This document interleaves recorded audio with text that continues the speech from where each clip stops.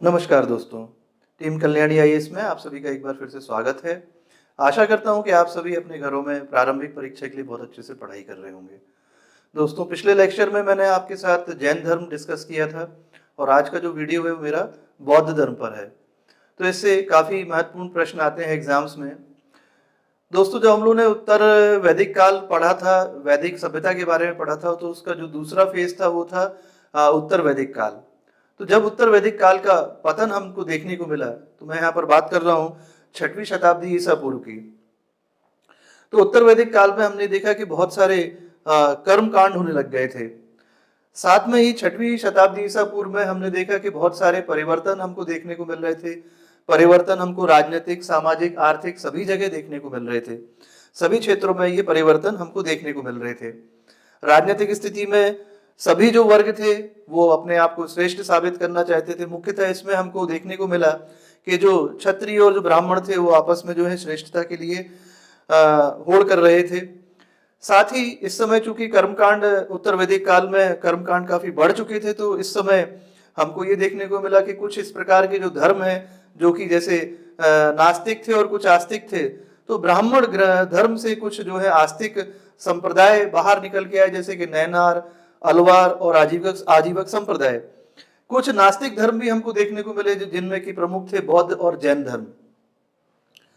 तो ये नास्तिक इसलिए कहलाए क्योंकि इनका जो है भगवान ईश्वर पर विश्वास नहीं था।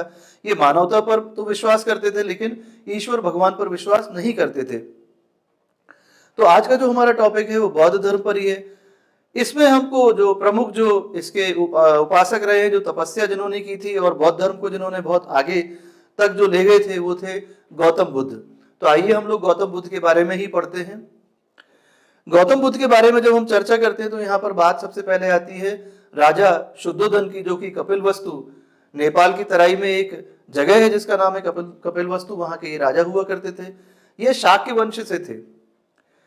इन्हें पुत्र प्राप्ति होने वाली थी, तो उनकी जो पत्नी थी महामाया, वो जब अपने मायके जा रही थी तो रास्ते में ही एक लुम्बिनी वन नामक एक जगह पे, एक उद्यान में इन्हें पुत्र की प्राप्ति होती है और जिनका नाम की सिद्धार्थ था। पुत्र प्राप्ति के बाद ऋषि कौंडिन्य ने जब इनकी कुंडली देखी, सिद्धार्थ की जब कुंडली देखी, तो उन्होंने राजा शुद्धोधन को बताया कि या तो ये लड़का जो है ये बहुत बड़ा राजा, चक्रवर्ती राजा बनेगा, या फिर ये लड़का जो है सन्यासी बनेगा। ऋषि कौंडिन्य की इस बात को सुनकर के राजा शुद्धोधन जो है वो चिंतित हो गए और उनको ये लगा कहीं ऐसा नहीं हो कि मेरा बेटा जो है, मेरा लड़का सिद्धार्थ जो है, कहीं ये सन्यासी बन जाए। तो इस चिंता के चलते हुए उन्होंने सिद्धार्थ का जो है विवाह करने का सोचा और 16 वर्ष की आयु में जो है उन्होंने सिद्धार्थ का विवाह करा दिया यशोधरा नाम की महिला के साथ। कुछ समय बाद सिद्धार्थ को जो है एक पुत्र की प्राप्ति हुई जिसका नाम राहुल हुआ। एक दिन सिद्धार्थ जो है अपने उद्यान में बैठे हुए थे, तब इनको 4 दृश्य दिखाई देते हैं। उन दृश्यों में उन्हें एक वृद्ध व्यक्ति दिखाई दिया, तो उस वृद्ध व्यक्ति को देख के ये बहुत चिंतित हुए। उसके अलावा इन्हें एक बीमार व्यक्ति दिखाई दिया, तो उससे भी ये चिंतित हुए। इसके बाद उन्हें एक मृत या शव इनको देखने को मिला और तत्पश्चात उन्हें एक सन्यासी देखने को मिला जो कि बहुत प्रसन्न मुद्रा में बैठा हुआ था।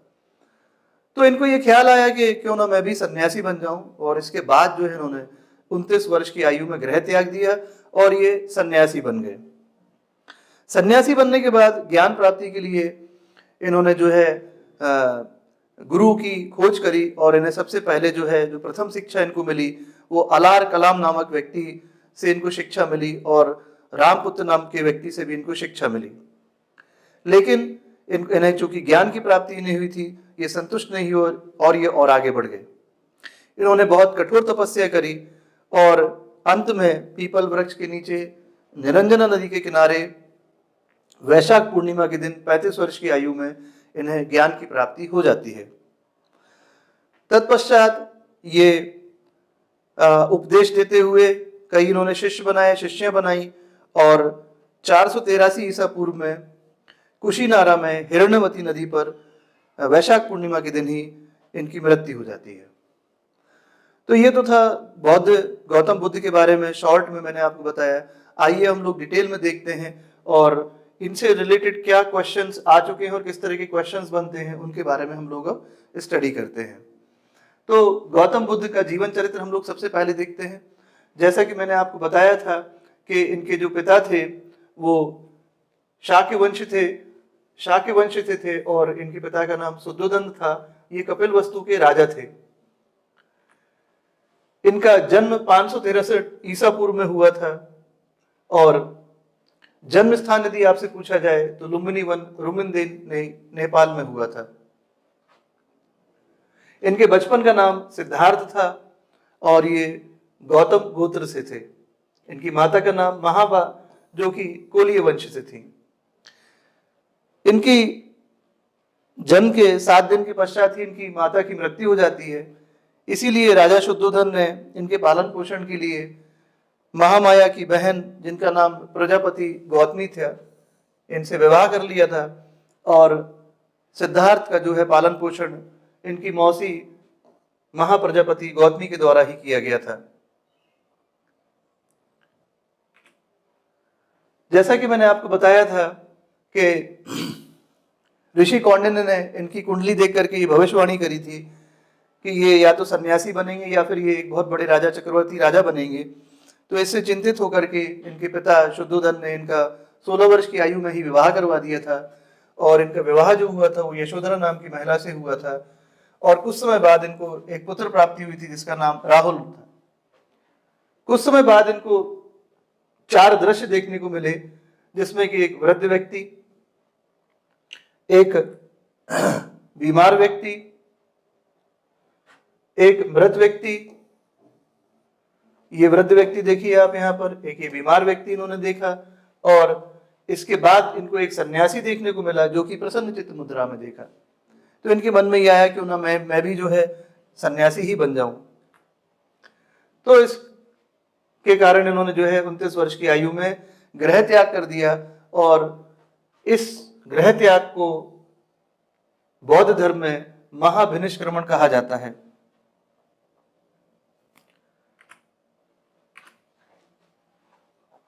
फिर घर छोड़ने के पश्चात इनके मन में आया कि मुझे शिक्षा प्राप्त करना है, मुझे ज्ञानी बनना है। तो प्रथम शिक्षा इन्होंने साधु आलार कलाम से प्राप्त की थी जो कि वैशाली में थे और रुद्रक रामपुत्र थे, इनसे भी इनको शिक्षा लेने का मौका मिला था जो कि राजगृह में थे। इसके बाद ये संतुष्ट नहीं हुए, इन्हें ज्ञान की प्राप्ति नहीं हुई, तो ये पीपल वृक्ष के नीचे इन्होंने काफी समय तक कठोर तपस्या करी निरंजना नदी के किनारे गया में। वैशाख पूर्णिमा के दिन ही 35 वर्ष की आयु में इन्हें ज्ञान की प्राप्ति हो जाती है। ज्ञान की प्राप्ति के बाद ये बोधित्व, तथागत और बौद्ध कहलाए। यहां आप लोग तथागत का अर्थ देख लीजिए, सत्य है ज्ञान जिनका। तथागत का अर्थ होता है सत्य है ज्ञान जिनका। तो 6 वर्ष की कठोर तपस्या के बाद अंततः इन्हें पीपल के पेड़ के नीचे निरंजना नदी के किनारे वैशाख पूर्णिमा के दिन ही 35 वर्ष की आयु में इन्हें ज्ञान की प्राप्ति हो जाती है। तो यहाँ से बहुत महत्वपूर्ण क्वेश्चन बनते हैं एग्जाम्स में। इन सभी बातों को आपको याद रखना है कि प्रथम शिक्षा इन्होंने किससे ली थी, तो साधु अलार कलाम और रुद्रक रामपुत्र से इनको शिक्षा प्राप्त हुई थी और इन्हें जो ज्ञान की प्राप्ति हुई थी वो पीपल का पेड़ जिसे कि बाद में बोधि वृक्ष भी कहा जाने लग गया है, निरंजना नदी के किनारे जो कि गया में है, वैशाख पूर्णिमा के दिन 35 वर्ष की आयु में इन्हें ज्ञान की प्राप्ति होती है। जब ज्ञान की प्राप्ति हो जाती है इनको, तो उन्होंने अपना प्रथम अनुयायी तपस्सु और मल्लिक नाम के व्यक्ति को बनाया था। ये क्वेश्चन कई बार एग्जाम्स में आ चुका है, इसलिए मैंने यहाँ पर IMP लिख दिया है। अब हम बात करते हैं इनके प्रथम उपदेश की। तो पहला उपदेश उन्होंने ऋषिपत्तन सारनाथ में दिया था और यहाँ 5 ऋषि थे जिनमें कि एक कौंडिन्य भी थे जिन्होंने कि इनकी कुंडली देख करके ये भविष्यवाणी करी थी कि या तो ये सन्यासी बनेंगे, चक्रवर्ती राजा बनेंगे। तो उन 5 ऋषियों में ऋषि कौंडिन्य भी शामिल थे। तो ये जो प्रथम जो उपदेश दिया गया है, इस उपदेश को जो है बौद्ध धर्म में धर्म चक्र प्रवर्तन कहा जाता है। अब इन्होंने संघ की स्थापना करी थी, तो प्रथम संघ की स्थापना इनके द्वारा सारनाथ में की गई थी। ये सारे क्वेश्चंस इंपॉर्टेंट बनते हैं। शुरुआत में जो है संघ में महिलाओं का प्रवेश इनके द्वारा वर्जित था, लेकिन इनके जो बहुत अच्छे शिष्य थे आनंद, उनके अनुरोध पर इन्होंने वैशाली में जो है ज्ञान प्राप्ति के 8वें वर्ष जो है महिलाओं को भी संघ में आने की अनुमति प्रदान करी। तो उनमें सबसे पहली जो है महाप्रजापति गौतमी थी, जो कि इनकी मौसी ही थी, और उनके अलावा नंदा, यशोधरा, क्षमा और उत्पलवर्णा ये भी जो है इनकी संघ में शामिल हुई थी।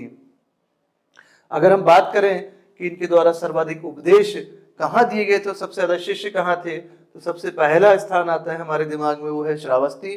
और दूसरी हम बात करते हैं, वो बात करते हैं हम लोग राजगृह की। इस धर्म को मानने वाले कुछ राजा भी हुए थे जिन्होंने इस धर्म को फॉलो किया था। उनमें प्रमुख थे बिंबिसार, अजातशत्रु, कौशल नरेश, प्रसेनजीत। ये क्वेश्चन भी एग्जाम में पूछे जाते हैं कि बौद्ध धर्म के अनुयायी इनमें से कौन कौन से राजा थे।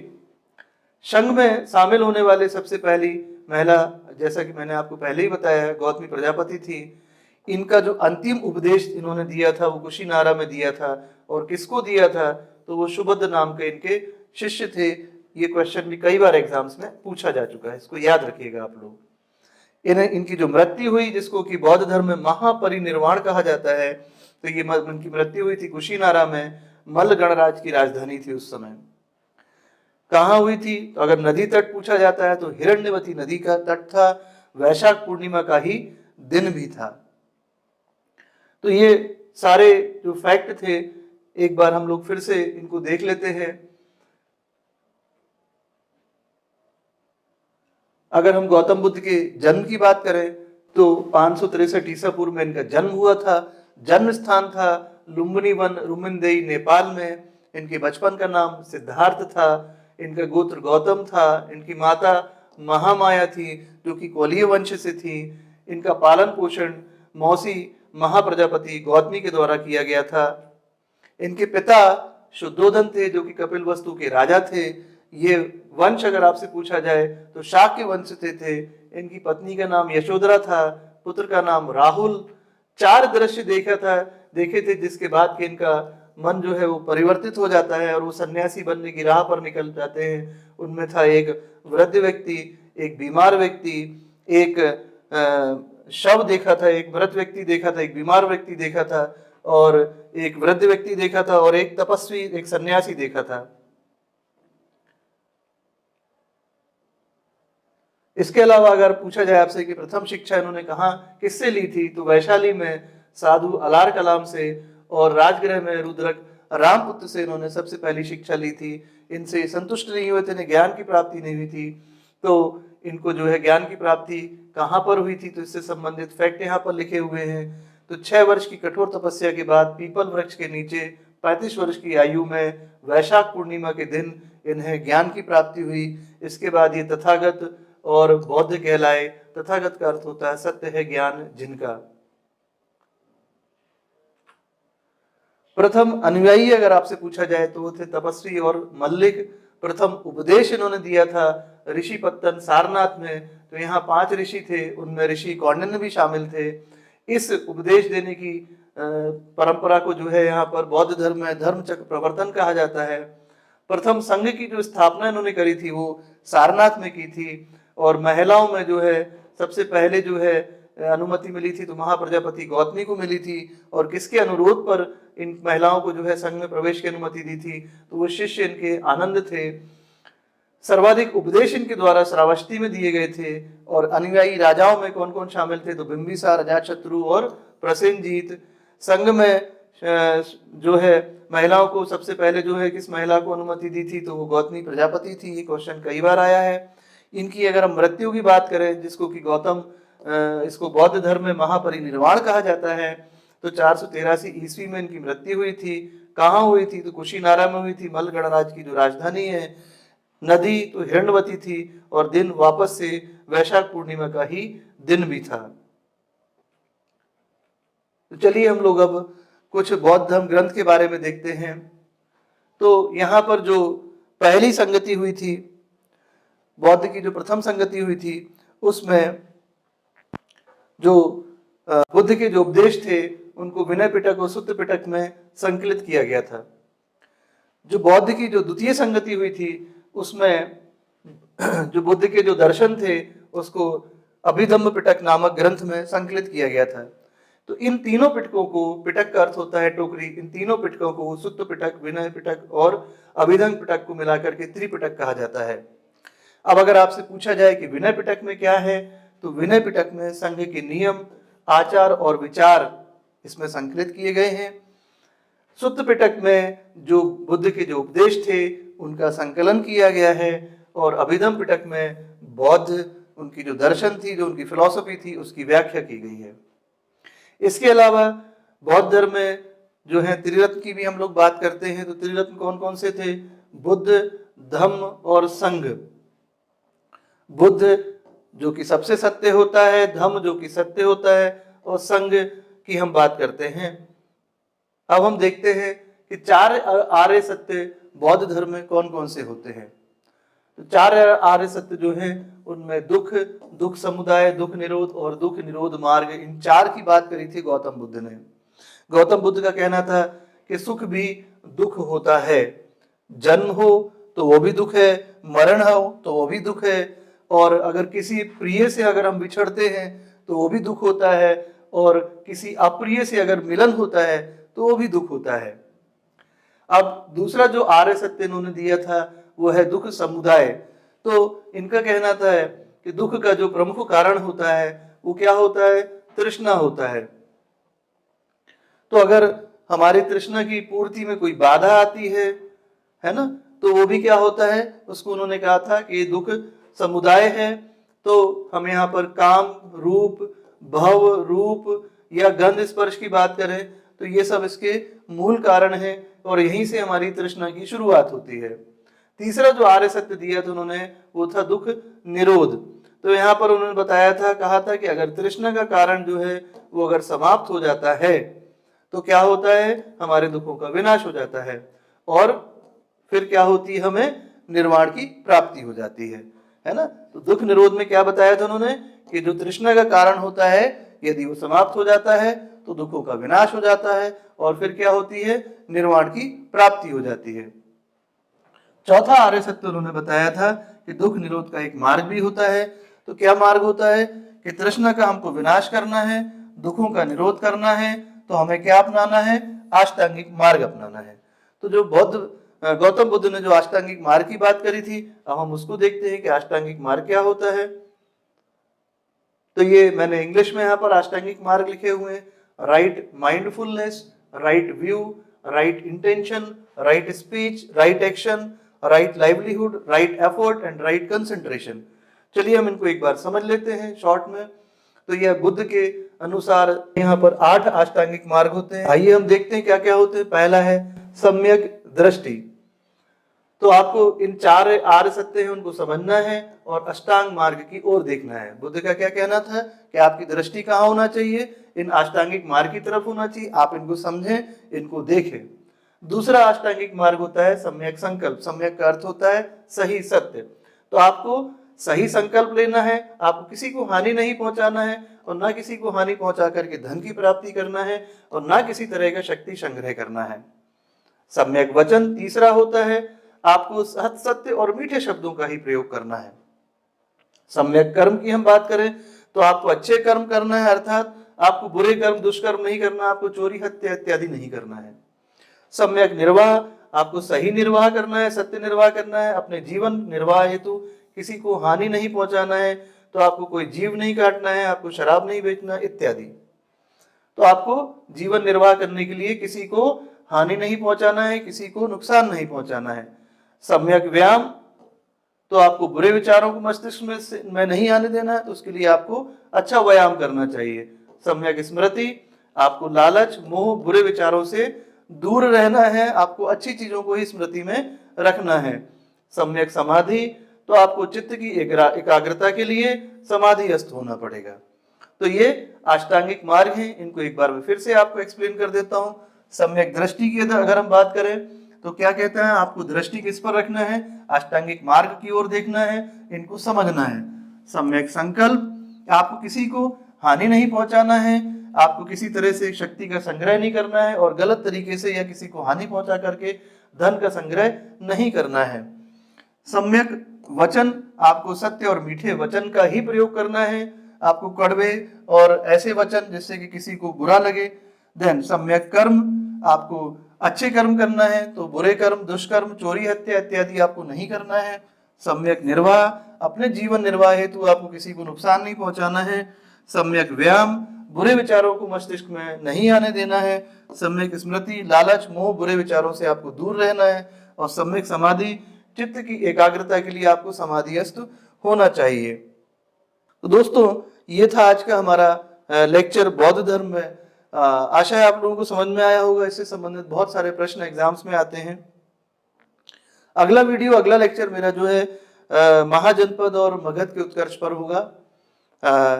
टीम कल्याणी बहुत अच्छी मेहनत कर रही है। आशा है आप लोगों को हमारी मेहनत पसंद आ रही होगी और हम लोगों की मेहनत से आप लोगों को आगामी प्रारंभिक परीक्षाओं में लाभ भी मिलेगा, ऐसी हम लोग आशा करते हैं। इसी के साथ बहुत बहुत शुभकामनाओं के साथ मैं आपसे विदा लेता हूँ। नमस्कार।